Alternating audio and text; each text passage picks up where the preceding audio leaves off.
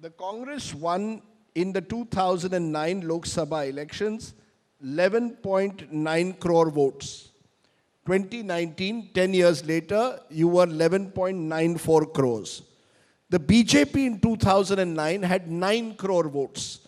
By 2019, the BJP votes had increased to 22 crores.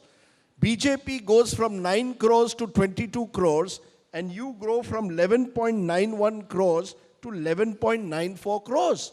Something in the last decade has changed. Why not be more candid and accept that the Congress is facing a crisis, is in ICU?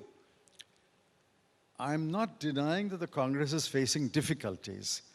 I'm objecting to your words ICU.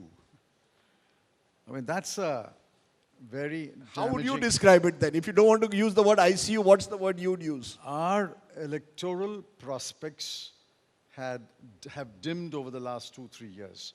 I'm not denying that. But please remember, just go back and read the India Today issue of January, February 2019. In fact, the prediction was that the BJP will not get a single party majority. Then happened Pulwama and Balakot.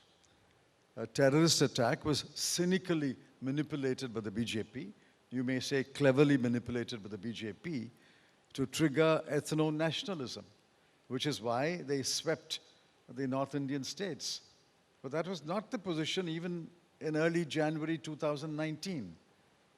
No, you're saying cynically triggered by the BJP, that the BJP used Balakot, Pulwama and Balakot to win the 2019 elections. I said cynically stirred ethno-nationalism. It was a terrorist attack. There was a retaliatory attack, but terrorist attacks and retaliatory attacks have happened before. Nobody exploited for a political advantage as well as the BJP did. Fair enough. You're looking at the 2019 elections. I come back to today. Something has clearly gone wrong in this last decade of the Congress, the shrinking hand as we are calling it.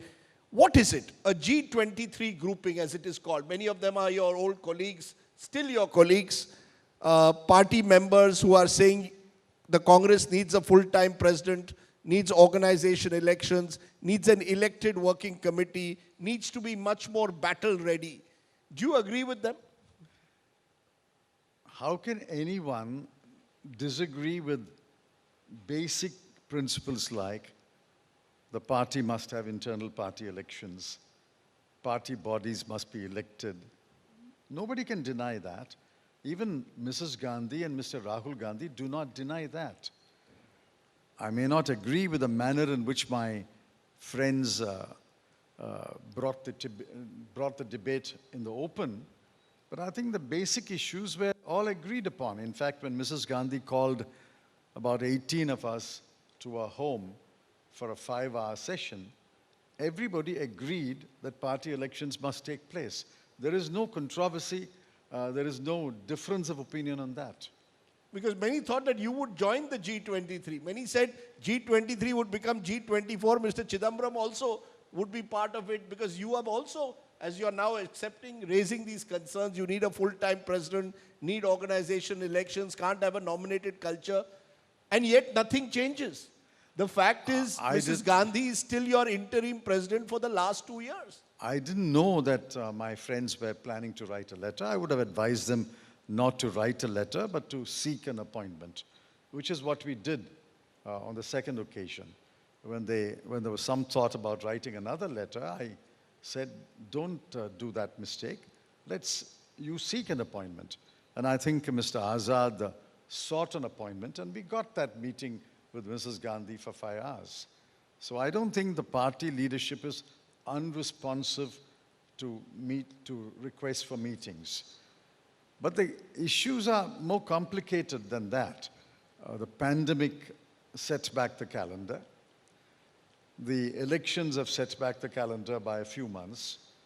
So these are external events. But I think the intention of Mrs. Gandhi is to hold party elections.